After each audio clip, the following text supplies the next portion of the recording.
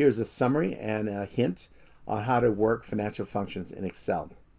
And this will work for the first block on the left side, which was the single payment or the series or annuities. And here are the scenarios. If we're solving for present value, guess what? PV. And the example is, what would you deposit today if you want it to be worth a certain fixed amount at a future date? So you solve for the present value.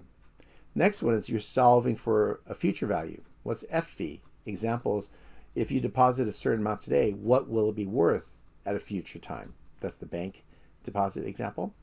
Next is you solve for payment.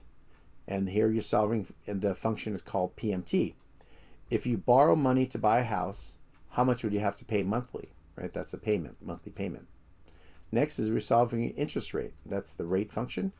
If you have a series of, or lump sum, what is the implied interest rate? So we can get that actually when we look at things like lottery winnings. I don't know if you are lucky enough to ever win a lottery. I haven't, but they give you a choice.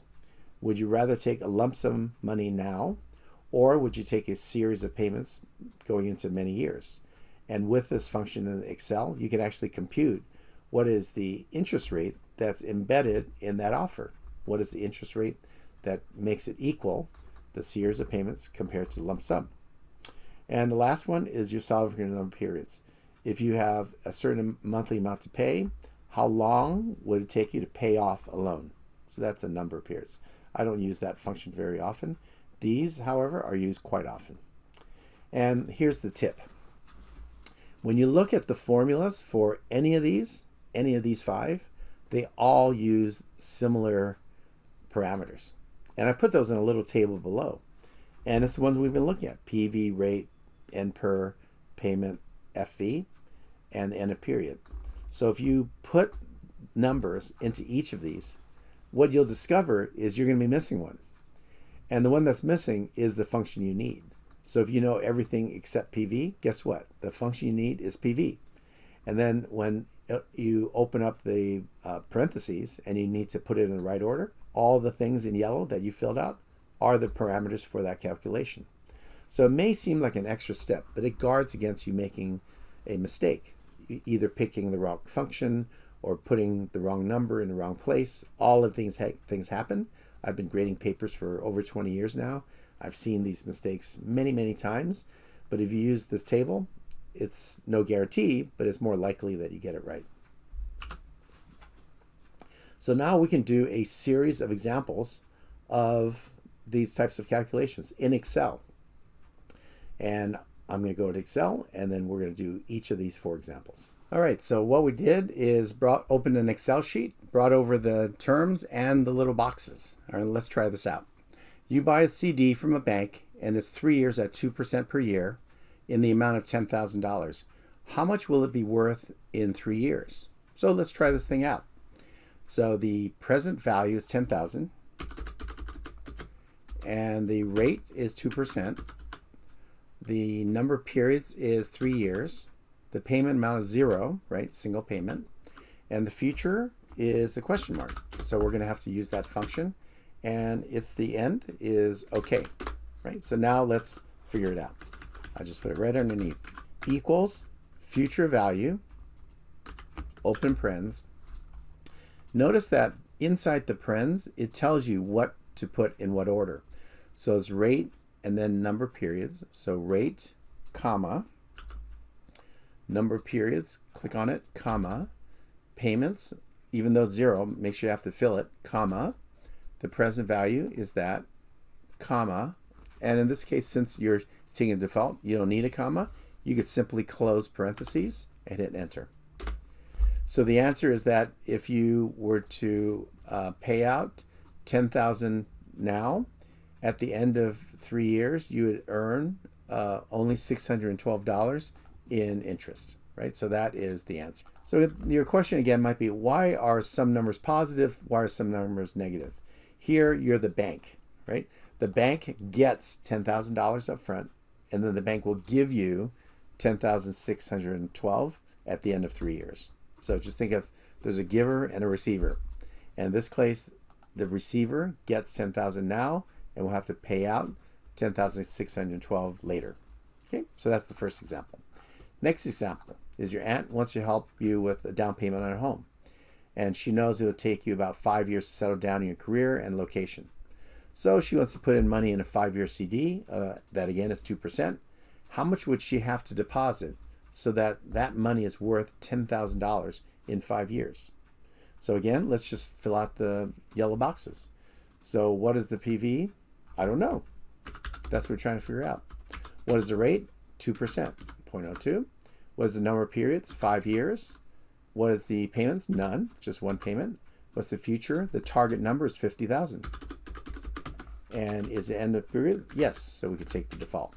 So now the question mark is over here and the function is PV, right? So go equals PV, open parens, and again, just follow the instructions.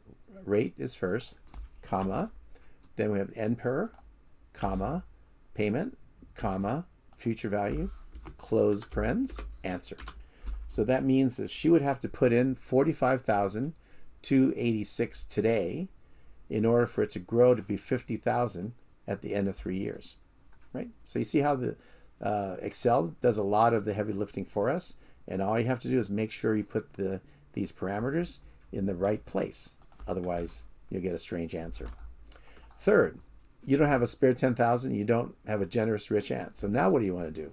Well, you can deposit $500 a month for 5 years. And then, again, assuming 2% rate throughout the entire 5 years, how much would you accumulate in your savings and interest over that time period?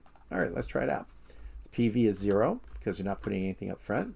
The rate is 2% per year, but here's a little warning or a trick is remember to always stay periods, not years. So in this case, the period of time of your transactions is monthly.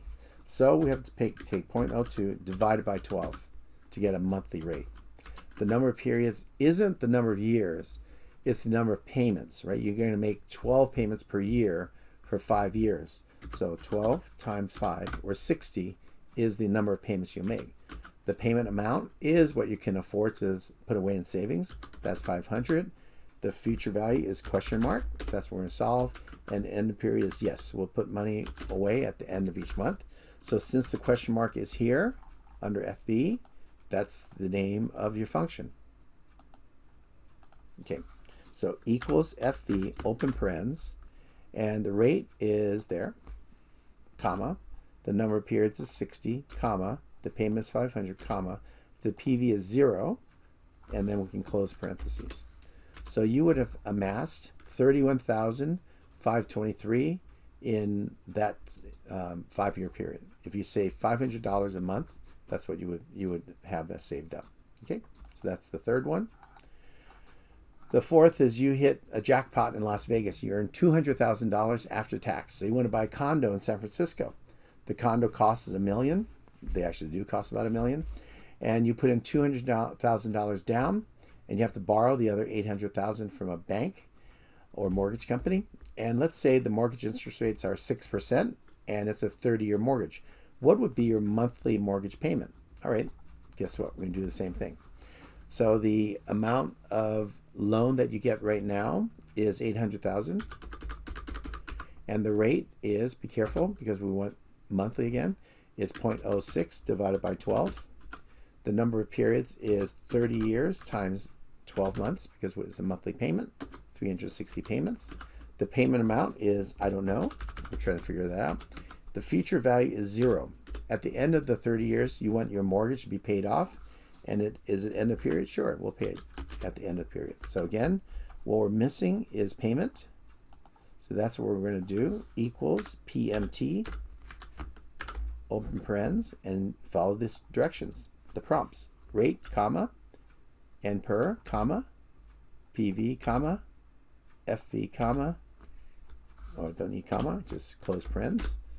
And then the amount is $4,796 per month would be your mortgage payment. And that payment over 30 years will pay off an $800,000 mortgage, right? Pretty handy. So you see, we could do some of these in longhand or using a financial calculator, which is pretty old school, but we won't because we have Excel, which is a tool that we're going to use all the time for many functions. So here we just did 4 examples of structured payments where it's either a single payment or it's a series of identical payments called annuities. All right, to wrap up this section on kind of fixed and annuities, there are variations on payment patterns. We actually saw some of these already. End of period versus beginning. The most scenarios have payments at the end of the period, right? So if you did that, you just accept the default, don't even have to enter a number. And in annuities, there's an ordinary annuity that's at the end of a period, and an annuity due, which is payments at the beginning. So that's a pretty esoteric example, right? So in, like I said, the vast majority of cases, you're simply going to accept the default, which is the end of period, which technically is a 0 entry inside that parameter. But the shorthand way to do it, which almost everyone uses, is you put in the last number, close parens, and enter. Forget about even entering the parameter for this end of period versus beginning period. Next is, what if the time interval isn't a year? So bonds, for example, are typically semi-annual, 2 payments per year. Mortgages are typically monthly, 12 payments a year. And some payments are paid quarterly, not many, in which case you divide by 4. Right? So these are ways to handle the different intervals that aren't yearly. And we did it for the mortgage payment, right? We did everything divided by 12.